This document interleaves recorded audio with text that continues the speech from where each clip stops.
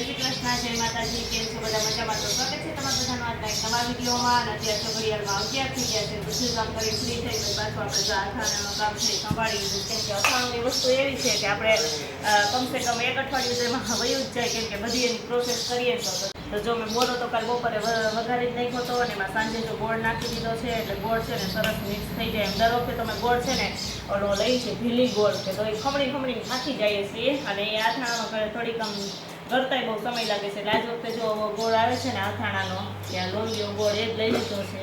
તો આ જ ગોળ છે ને નાખ્યું છે તો થોડોક આમાંથી બોરો છે ને ગુંદાના અથાણા માટે કાઢી લેવાનો છે અને પછી પાછો થોડો ગોળ નાખશું. કેમ કે કેરી ખાટી હોય એટલે કેરીમાં છે ને ગોળ વધારે જોઈએ. ગજીટામાં બધા મસાલા મિક્સ કરવાના બીજા બાકી છે. જોકે લવિંગ, તજ, તીખાન એ બધું આજ કચરું ખાંડી વરિયાળી ને એવું બધું કાલ નાખી દીધું આમાં. પછી બોરો બધો મિક્સ કરી દીધો છે. ધાણાના કોળિયા, મેથીના કોળિયા બધી વસ્તુ જ આમાં મિક્સ કરી દીધી છે. અને ચટણી મીઠું ને બાકી હતું તો આપણે જો ચટણી લઈ લીધી છે અહીંયા કે નવી જે દરાઈ હતી એ ચટણી. પછી આ મીઠું છે. મીઠું તો જો કે જોઈએ એ પ્રમાણે જ નાખવાનું. કેમ કે આપણે કેરીને એને તો ખાટા પાણીમાં પલાળીએ ત્યારે મીઠું નાખ્યું છે. મીઠું હળદરના પાણીમાં પલાળવાના હોય એટલે મીઠું ને બધું માપે નાખવાનું. તારું ફટાફટ. અને થોડોક જો અહીંયા બોરો તૈયાર આવે ને તૈયાર બોરો લઈ લીધો છે કે જે બજારમાં ગોળ કેરીનો મળે જ છે. બહુ મસ્ત જો આ બોરો અને કલર એ બહુ સરસ હોય. તો થોડોક જો આ બોરો નાખવો છે એટલે એનો કલર એ સરસ આવે, સ્વાદમાં મસ્ત થાય. બધા મસાલા છે ને તો ફટાફટામાં બધા મિક્સ કરી દઈએ એટલે સાંજ સુધીમાં સરસ મેચ થઈ જાય ને પછી આપણે કેરી ગાજર એ બધું સુકાવા આવ્યું છે એટલે સાંજ સુધીમાં તો સરસ સુકાઈ જશે એટલે પછી આમાં મિક્સ કરી દેવું. એમાં બે ઈંડા અહીંયા આવી ગયા છે એમાં બાજુમાં. કેમ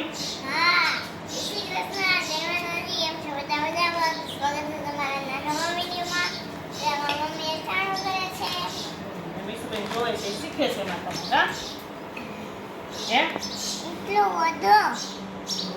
એ તો નાખવો જ પડે ને. બરામાં છે ને બધા મસાલા મિક્સ કરી દીધા છે અને સરસ મજાનો એકદમ જો લાલ ચટકી જેવો થઈ ગયો છે. તો આપણો બોરો જો સરસ મજાનો કમ્પ્લીટ થઈ ગયો છે અને મસ્ત છે એકદમ લાલ ચટકી જેવો થઈ ગયો છે. અને એમાં જો સૂકી મરચી પણ નાખેલી છે, થોડી સૂકી મરચી નાખી છે એટલે બહુ મસ્ત. અને અથાણું છે ને બગડે નહીં, સૂકી મરચી નાખીએ ને તો એમ બધા કહે છે એટલે અમે નાખી છે. અને સરસ છે ને ગુંદા માટે થોડોક બોરો કાઢી લીધો છે કે ગુંદાનું અથાણું કરીએ એ થોડાક દિવસ પછી કરશું. કેમ કે હજી અથાણા જ થાય ને એવા ગુંદા આવ્યા નથી એટલે તો એ હમણાં રાખી દઈશું. અને પછી જો આ બોરો છે ને કમ્પ્લીટ કરીને અત્યારે મૂકી દીધો છે. હવે જેમ કેરી ગાજર ને સુકાતા જશે ને એમ આપણે એમાં નાખતા જશું એટલે આપણું અથાણું છે બની કમ્પ્લીટ થઈ જાય ને એકદમ મસ્ત જો બોરો આપણો તૈયાર થઈ ગયો છે. તો જો કે તેલમાં બહાર થઈ ગયા છે ને એમાં જમવાનો ટાઈમ થઈ ગયો છે તો અમે બેસી ગયા છીએ જમવા. અને જમવામાં જો આજે ભીંડાનું શાક મસ્ત બનાવ્યું છે, મસાલા ભીંડી બનાવી છે કે સરસ મજાનો મસાલાવાળું જો ભીંડાનું શાક બનાવ્યું છે. ગુંદાનો સંભારો છે તો રોજે હમણાં ડેલી ગુંદાનો સંભારો તો હોય જ. ડુંગળી છે, દહીં છે અને આ જો કેળાનું અથાણું જે આપણે હમણાં બનાવ્યું હતું કેળાનું અથાણું એ સરસ મજાનું હવે ખાવા જેવું થઈ ગયું છે. કેળા એકદમ મસ્ત ગળી ગયા છે એટલે હવે જો અમે ઉપયોગમાં લેવા માંડ્યા છે ખાવા. કારણ કે એને અઠવાડિયું તો કમસે કમ રહેવા જ દેવા પડે તો સરસ ગળે. નકર તો એ આપણે ખાઈ તો કડવા લાગે પણ હવે ગળી ગયું ને એટલે બહુ મસ્ત ખાવામાં ભાવે. એટલે જો હવે આ કેળાનું અથાણું પણ લઈ લીધું છે. ચાલો ફટાફટ જમી લઈશું.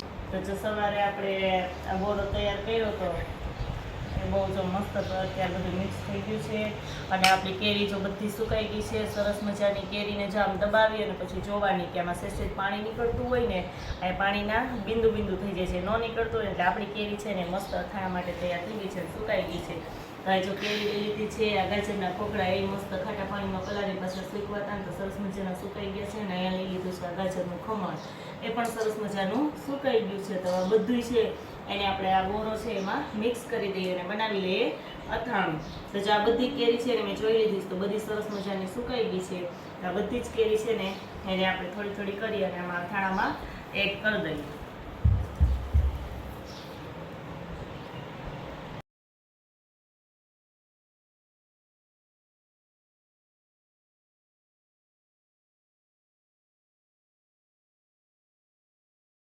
તો જે બધી જ કેરી છે ને એમાં આપણે મિક્સ કરી દીધી છે. મેં જો નાના તપેલામાં બોરો હતો ને તો એમાં ગાજર ને ખમણ ને બધું નાખવું હતું તો કે બધું એમાં ન સમાય એટલે જો મેં આ મોટું તપેલું લઈ લીધું છે અને આમાં બધી જ જો કેરી નાખી દીધી છે.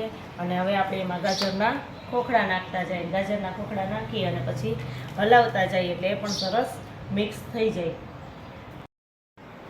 તો જો અથાણું છે ને સરસ મજાનું મિક્સ થઈ ગયું છે, અને જો આમાં ગોળ ને એવું બધું બોરા સાથે મિક્સ થઈ ગયું ને એટલે આપણે ચમચાથી બહુ મિક્સ સરસ જોઈએ એવું ન થાય, એટલે જો આ હાથથી જ મેં સરસ મજાનું બધું મિક્સ કરી નાખ્યું છે. જો કે આને બહુ હવે આપણે વારંવાર હલાવશું ત્યારે ચમચાથી જ હલાવશું, કારણ કે બહુ હાથથી આને હલાવાય નહીં. બહુ હાથ અડે તો બગડી જાય એમ કહેવાય, બધા એમ કહેવત છે એમ પહેલાંની જૂના માણસોની, કે બહુ હાથ અડાડીએ ને તો આપણું અથાણું છે એ બગડી જાય, આખા વર્ષ માટે રહેતું નથી એમ. પણ આ સરસ ચમચેથી તે મેચ ન થાય એટલે જો હાથથી મેં સરસ મજાનું મેચ કરી દીધું. હવે આપણે જ્યારે હલાવશું ત્યારે ચમચેથી જ હલાવશું.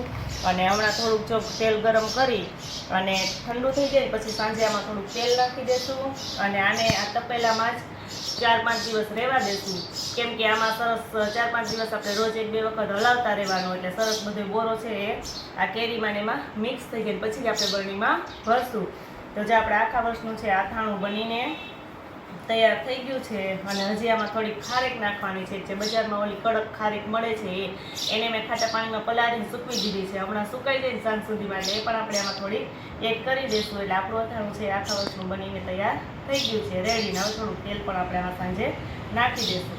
અને અથાણું છે ને એને તેલમાં બુડબુડા જ રાખવાનું હોય, જો એના તેલમાં બુડબુડા ન રહીએ ને એ અથાણું છે ને એ બગડી જાય, ઉપર જ્યાં તેલ ન હોય ત્યાં ફૂગી ચડી જાય એવું થઈ જાય છે. એટલે એને તેલમાં ઉપર અને ઉપર તેલ થઈ જાય ને એટલું બધું તેલ આમાં રાખવાનું હોય. ફૂલ ઘણી વખત એવું થાય છે કે અથાણું બગડી જાય છે, તો આપણું તેલ ઓછું થયું હોય ને તો એ અથાણું બગડી જાય છે. તો હાલો હવે આપણે એના તેલ ઢાંકીને મૂકી દઈએ.